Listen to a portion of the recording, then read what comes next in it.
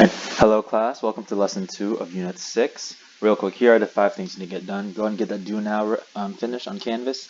Second, go ahead and get paper and pencil for these notes. Afterwards, you'll be doing 3, 4, and 5 on your own. So first thing, the date today is April 23. You should be learning about protein synthesis, specifically replication and mRNA structure. Now, number 1, here's your first EQ to answer on the discussion post. How are replication and transcription similar? How are they different? Second, how do you acquire your traits from DNA? And third, what are the main differences in DNA and RNA?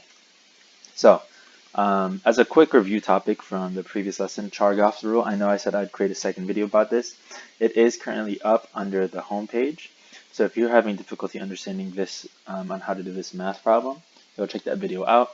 If you still don't get it, make sure to come see me in my office hours. I go on every day between 9 and 11 and 12 to 2, except on Wednesdays.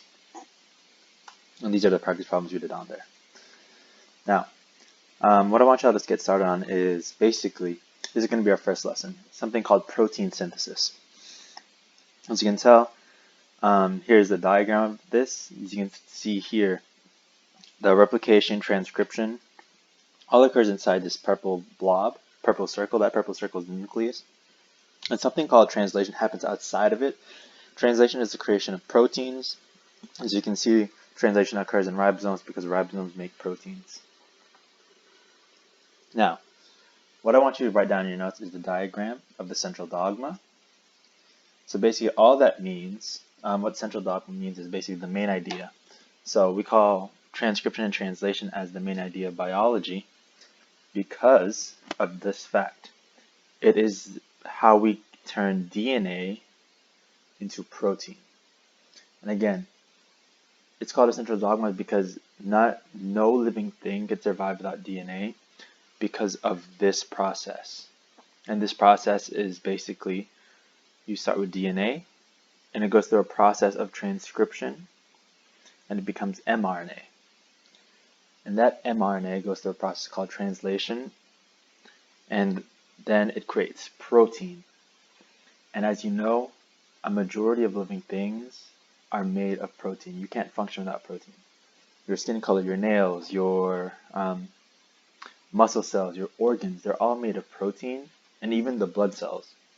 So without these processes, and we could have DNA, but if we can't turn that DNA into protein, then no animals can survive. And actually, we'll find out later, this is how deformities and mutations happen because something went wrong from turning that DNA into protein.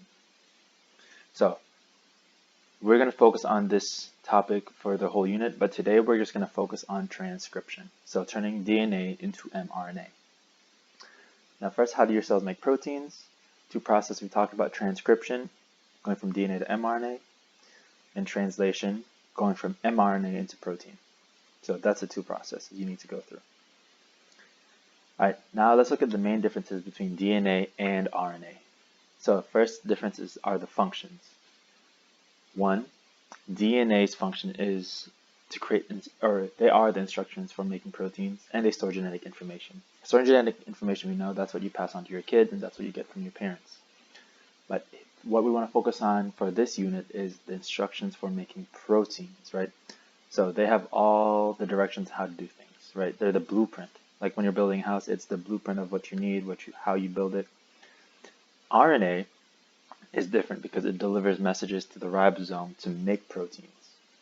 So all RNAs, think about as we have someone who creates the blueprint, someone who delivers the blueprint to the builders, and someone who takes the blueprint and builds the house. Think of RNA as the messenger, right? They're going to take the blueprint and then give it to the builders, right? So mRNA just delivers the messages.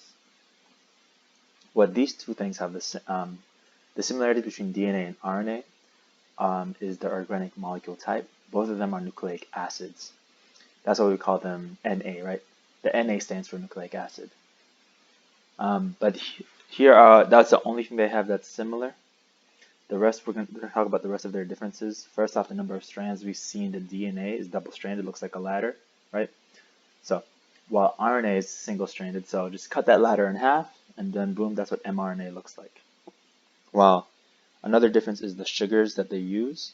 So we call DNA, the D from DNA actually comes from the sugar it has called deoxyribose, right? Because remember, nucleic acids are composed of three things: phosphate group, nitrogen bases, and sugars. For RNA, the difference, they're called the R for RNA stands for the sugar they have, ribose, right? Ribonucleic acid. So just know the differences between the sugars they have. That's how you know which one is which. And finally, this is the most important one. We talk about nitrogen bases. This is Chargaff's rule, ATCG, right? A stands for adenine, T is thymine, G guanine, C cytosine. We know A equals to T, T equals to A, C to G, and G equals C, right? That part's easy. Now, when you're turning from DNA to RNA, here's the main difference. Instead of having a T, RNA has a U. So, it's adenine, guanine, cytosine, and the U stands for uracil. Now this is how it affects the problems it needs to do. Replications, when you're replicating something, you make A, you always know A is to T, T is to A, C is to G, G is to C. Now when you're transcribing something, turning DNA to RNA, it changes slightly, right? C is still equal to G, and G is still equal to C. That's all the same. But here's where it becomes different. T still becomes A, but when you're turning A, it no longer becomes T, right? Because there's no T in RNA. The thymine becomes a uracil, a U. So when you're transcribing, A becomes U. Okay? Make sure you understand that difference. Replication, when you're copying DNA, A is T. Transcribing DNA, turning DNA into RNA, A becomes U. Alright. Now you need to know the types of RNA during transcription. The only one you need to worry about during transcription is mRNA. So again, we talked about RNA being single-stranded. Look, one strand right, half a ladder. This is going to carry the DNA's instructions to the ribosome, so the ribosome can make proteins. We'll cover that tomorrow. Now, what is a gene? This is important because you are going to need to know specific parts of genes. Actually, you're going to transcribe specific parts of genes. As you know, a gene is a section of DNA that codes for one specific protein. So your body has thousands of genes in your DNA, and there are steps for turning that gene into proteins through protein synthesis. So we're going to look at some examples later on. Again, what is transcription? Turning DNA into mRNA, right? And here's the important part. Where does transcription take place? Now, this is your answer to EQ number 1. Transcription and replication both occur in the nucleus because, like replication, transcription involves the DNA.